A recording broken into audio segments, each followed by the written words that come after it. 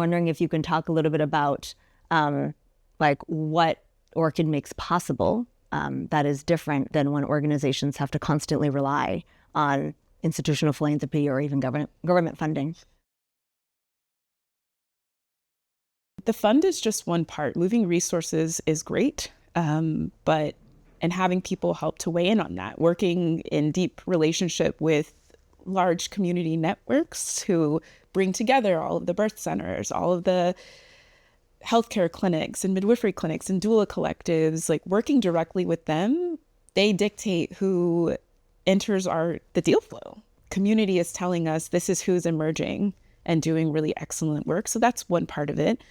It's us having an investment committee that will make the decisions, and not just a yes or no decision about investing in something, but how do you right size the support, the care? How do you use capital with care? Blending different types of resources to make sure people have what they need. And then there's the technical assistance. How do you allow or enable for the partners you work with to dictate, we need this kind of legal support, values aligned, vendors and TA and support that actually allows us to thrive and build in the context of our own community. So that's how we're approaching it. And it's learning. It's building something that seemingly or feels like it doesn't exist is its own beast, which I know you know. How do you really make it democratic? Because it's easy when you're in these spaces to fall into perpetuate the same ways of being and operating with one another. And it has to be different. In order for the resources to move effectively, it has to be really different. So I'd love to hear from you in the Just Transition Integrated Capital Fund, like how you all are doing that, because I know you have done so much work around the governance.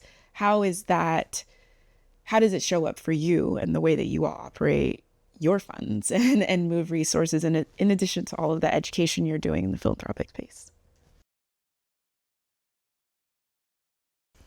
Yeah, so the Just Transition Integrated Capital Fund is a movement-led, democratically governed integrated capital fund that is a partnership between Justice Funders, Just Futures, which is our fund administrator, and 5 movement partners who are governing the fund.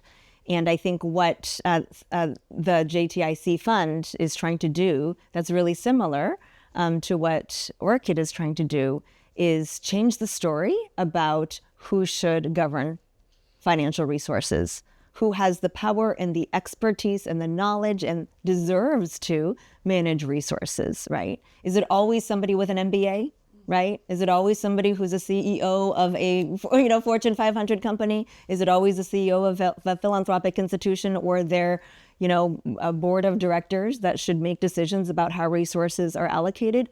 Or do we actually shift not just capital, but also power into the hands of community members and movement leaders who are closest to the problems on the ground to be able to determine how those resources should be allocated, right? And so what we're trying to do is to create infrastructure, just like Orchid Capital is, to transfer those resources, draw down those resources from larger institutions, and distribute them in ways that actually mirror the Just Transition values and principles of shared leadership and democratic governance, right? And decision-making that really is accountable to communities and movements. So I think it's really exciting to see Orchid and JTIC are among a growing ecosystem of movement-led integrated capital funds that, again, is not just shifting capital, but also shifting power.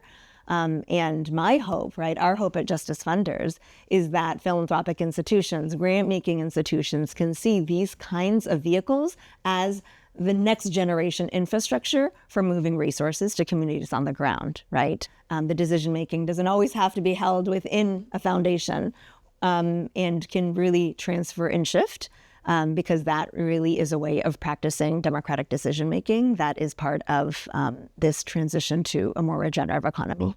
We've been talking about integrated capital. Orchid and the JTIC fund are both integrated capital funds. So I'm wondering if you can talk a little bit about your definition or interpretation of integrated capital and how that shows up in the work of Orchid. It depends on who you ask. Like some people have such different definitions, and I think ours is even similar, but probably applied differently, or we talk about it a little bit differently. So at Orchid, very plainly, we're like, oh, it's the use of grants and recoverable grants and low interest debt and non-extractive equity where applicable, which what does that even mean sometimes? It's also at this exploration of like different types of capital and how you actually use it and not be extractive at the same time. So that's our overall like this larger frame. But I think the other part of it is thinking about all the types of capital: human capital, social capital, community capital, cultural capital. That is all included in the way that we work with and interact with organizations. And so, when people think about you being an investment fund, they assume that they're just like, okay, what's your due diligence and the rigor and the financial pieces that are right and make this a great investment? And using an integrated capital approach allows us to look at the whole picture. Who is this organization that has been building for 15 years, and all of the relationships they have, the assets that they bring to the table, the power they've built in their community is part of the integrated capital.